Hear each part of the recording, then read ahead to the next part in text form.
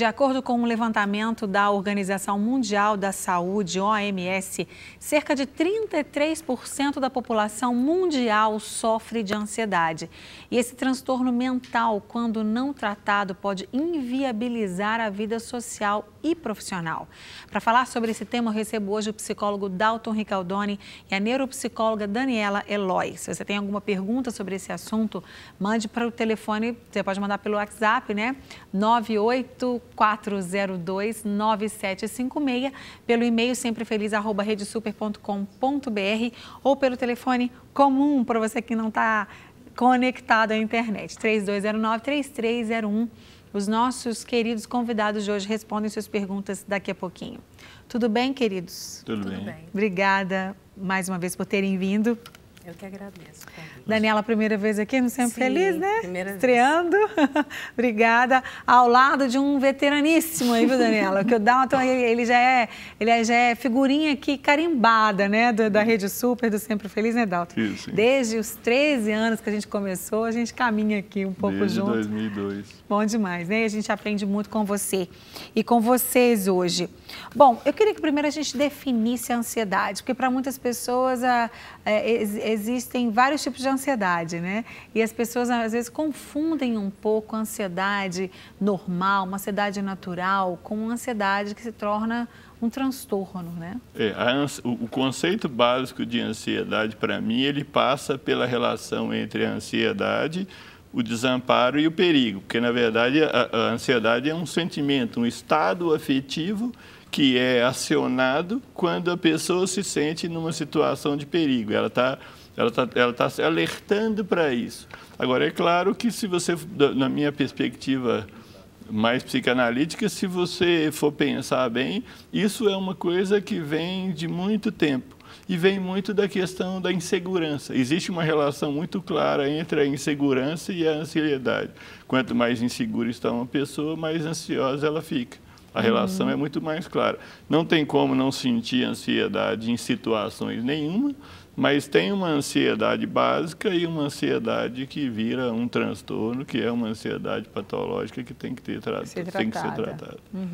Então, eu considero a ansiedade uma reação a alguma ameaça que a pessoa está sentindo. Alguma situação que para ela pode ser gerar algum dano, né? Essa reação ela pode ter efeitos, sintomas e respostas comportamentais, cognitivas, fisiológicas e emotivas, né? Então, comportamentais, muitas vezes a gente observa pessoas que falam de uma maneira um pouco mais excessiva ou ficam mudas, né? Ou elas arrancam os cabelos ou roem unhas, ou tem os tiques, né, que podem ser faciais ou mesmo corporais. Então, são sintomas que revelam aquele nível de ansiedade da pessoa. Agora, a ansiedade, ela é uma emoção do humano, né? Então, ela também, se bem administrada, ela nos prepara para uma situação. A gente pode ser mais cauteloso para enfrentar determinado desafio, né? Então, quando bem administrada, ela é positiva, né? Agora, quando ela persiste ou ela é muito frequente, né? Ou ela perturba o funcionamento da pessoa, ela traz um prejuízo ao funcionamento acadêmico, profissional, aí a pessoa tem que procurar ajuda e ver como que pode estar tratando, né, dessa ansiedade que já virou um problema, né? Verdade. Um transtorno, uma doença. Verdade.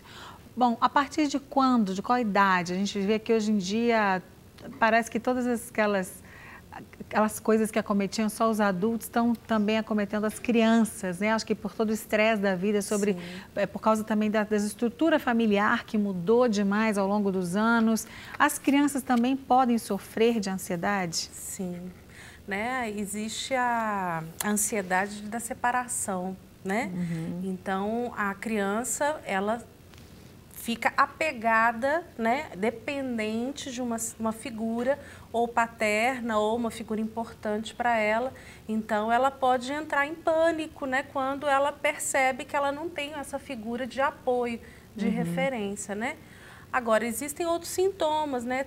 Tem crianças que também desenvolvem sintomas obsessivos, né?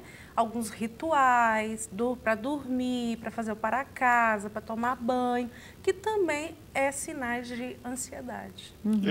Como você colocou muito bem, além do... Hoje essas coisas são muito maiores exatamente por isso, pela forma com que a criança é educada, pela dinâmica familiar, porque a criança, ela quando ela é pequena, ela tem o desamparo dela. A primeira relação que ela tem é essa relação de ser cuidada. Por isso que ela tem uma situação de perigo, que ela não ser cuidada, não receber as coisas. Então ela começa pelo vínculo com a mãe e vai aprendendo, lidando com essas coisas. Quando ela vai crescendo, por exemplo, se uma criança for colocada numa situação muito difícil, por exemplo, como ela depende dos pais, o príncipe de uma forma especial da mãe, se as pessoas usarem isso como uma forma de amedrontá-la, dela perder o afeto, de que você vai sumir, que você não gosta mais dela, como a criança é dependente, o desamparo dela é muito maior, então ela vai ter mais ansiedade, mais insegurança. Agora, nós vivemos numa época que é muito negativa, porque as pessoas estão buscando umas coisas muito no exterior. Então, elas estão correndo atrás de coisas por fora. E a vida interior das pessoas hoje é muito mais rasa. Verdade. E isso faz com que as pessoas tenham mais dificuldade. Aí você tem a ansiedade, você tem o estresse mesmo, que é a exaustão, você tem a depressão, porque as pessoas não têm uma qualidade de vida interior.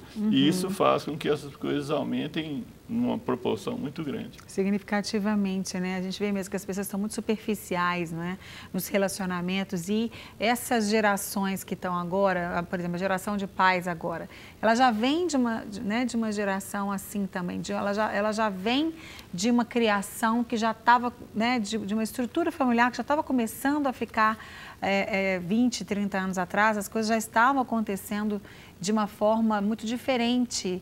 E essas pessoas, as mulheres trabalhando cada vez mais, querendo se satisfazer cada vez mais, tendo filhos mais tarde e muitas vezes não tendo filhos, né, optando por não ter filhos, aí chega num determinado ponto da vida, ela quer ter filho e já não consegue, e o que também vão gerando vários tipos de ansiedade, ou não tipos, né? Terceirizando a maternidade para outras pessoas. Né? Verdade. E a gente percebe assim que existem vários motivos, né, que causam ansiedade. A ansiedade, ela sempre é causada por um motivo externo, por um acontecimento, ou é algo interno mesmo, que vem da insegurança, que vem da infância, da maneira com que a pessoa foi criada? Na verdade, a ansiedade, você tem o aspecto real dela, externo, e o aspecto interno. E essas duas coisas sempre estão juntas, em proporções diferentes. Por exemplo, uma pessoa que tem medo de subir num elevador, ela não estava com medo só real do elevador. Ela tem uma questão emocional que faz com que aquele medo seja desproporcional. É claro que voar num avião existe um risco, mas se a pessoa, quando ela tem uma dificuldade interior, ela hipervaloriza aquilo. Então, as duas coisas, elas entram. Por exemplo, eu tive uma cliente que ela tinha dificuldade de andar de elevador e o meu consultório fica no 15º andar. Quer dizer, ela tinha que subir e descer. No início, eu perguntei para ela se ela queria que alguém acompanhasse, algumas coisas assim. E eu fui trabalhando o aspecto emocional da vida dela, a ponto dela chegar no final e falar que entra no elevador e já esquece que você está no elevador. Porque, na verdade, a pessoa, quando ela fica muito ansiosa, ela fica prestando atenção em tudo. Então, você já entra no elevador e já começa a imaginar uma porção de coisas que, na verdade, muitas vezes não estão acontecendo na realidade. Por isso que a ansiedade tem um aspecto real e um aspecto interno. E uma coisa fortalece a outra, porque a dificuldade dela interior pode gerar um problema externo e a dificuldade externa dela pode gerar um problema interior. Então, por isso a complexidade do ser humano. Ok. Gente, só fazer um parênteses aqui para lembrar o seguinte, quando você mandar o seu WhatsApp, coloque seu nome, porque geralmente quando a gente manda para as pessoas que são amigas da gente, as pessoas já sabem quem é e tem a fotinho, né? Então, mande o seu nome, tá bom? E se você não estiver em Belo Horizonte, coloque também a cidade, igual quando aquela chamada, é a cidade de onde está falando, né? Chamada a cobrar, mas não é para você ligar a cobrar não, eu só estou lembrando a voz daquela gravação, né? Coloque seu nome e a cidade de onde você está falando. Bom, aqui a pessoa que não mandou o nome, ela diz, não sei muito lidar com perdas. Perco apetite e fico com repulsa de comida. E aí, o que seria isso? Eu acho que essa questão que ela está tratando, né, em relação às perdas, é algo que o ser humano ele vai viver durante a vida dele, né? Então, a primeira relação que ele estabeleceu de perdas, se foi uma relação positiva, em que ele enfrentou aquilo como um desafio e não como algo que é um dano ou uma ameaça à integridade dela, né? Então, ela vai enfrentar isso com entusiasmo.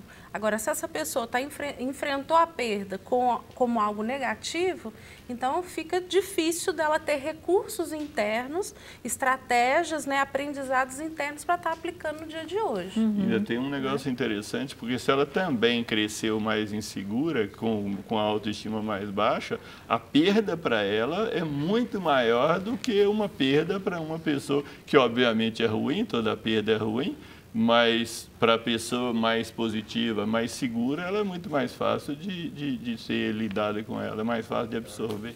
Verdade. Gente, olha, tem muitas perguntas chegando, né? Olha, da Joana, do Lucas, da Carla Maia. Que bom que agora pelo WhatsApp, né, as pessoas elas são rápidas em nos responder. E a Leila Moura, de Camaçari, na Bahia, manda uma pergunta também. Eu vou fazer a pergunta e deixar a pergunta no ar, tá, Leila? Se aguarda um pouco, porque o Dalton e a Daniela vão responder daqui a pouco. Eu faço parte do Ministério de Louvor e toda vez que eu estou diante de um evento importante, com muita gente, fico com a boca totalmente seca. Isso é provocado por causa da ansiedade? Deixa eles responderem a pergunta da Leila, de Camaçari, da Bahia. E aí? Lembram da pergunta? Eu quero que eu responda. Quando ela tem um evento que é muito importante, com muita gente, ela fica com a boca totalmente seca, se isso é provocado pela ansiedade. Provavelmente, né? O que acontece do ponto de vista cognitivo é que ocorrem algumas distorções, né, cognitivas de pensamento. Então, pode ser, né? A gente tem que escutar mais profundamente, mas pode ser que ela tenha algum medo de alguma reprovação, né? Ou de alguma avaliação do outro, né? Ou ela tem medo do ridículo, né? Ou medo de se sentir incapaz ou incompetente diante daquela apresentação. Então, essas distorções cognitivas, esses medos, né, que são criados, elaborados, né, crenças que nós construímos, elas precisam ser revistas para que a pessoa possa enfrentar aquela situação de uma maneira mais tranquila, sem tanto sofrimento. Verdade. A pessoa mais insegura, mais ansiosa, ela começa, como eu te falei, ela começa a ver coisas e começa a perceber coisas que normalmente as pessoas podem até estar gostando. E uma coisa que eu falo interessante nessa questão de quando você está em público, eu falo que tem os que gostam muito, os que gostam pouco, os que não gostam muito e os que não gostam pouco. Então, quer dizer, você não vai ser uma unanimidade, não existe isso. Então, você vai agradar alguns tipos de pessoas e não vai agradar outros. E muitas vezes essa necessidade de querer ser unânime afasta com que a pessoa se sinta ruim e, principalmente, se ela tem 50 elogios, 100 elogios, mais 3 ou 4 críticas, essas críticas valem mais do que os elogios.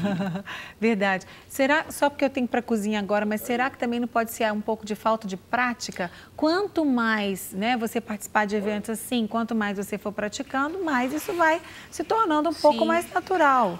Outra coisa, além da prática, existe também o treinamento. Será que essa pessoa está dominando aquilo que ela vai realmente expor, né? Será que ela conhece realmente o que ela está fazendo? Isso é importante, está bem preparado, né? É como um jogador, né, que vai jogar despreparado, ele está fisicamente despreparado, tecnicamente despreparado, com certeza ele vai ficar mais nervoso, não só porque está enfrentando aquele time, mas porque ele se sente despreparado. Não estou falando que é seu caso não, viu, Leila? A gente já está levando os pontos aqui, as possibilidades. Para receber todas as novidades do canal, inscreva-se e se curtir o vídeo, clique em gostei. Aproveite para acompanhar a Rede Super nas redes sociais.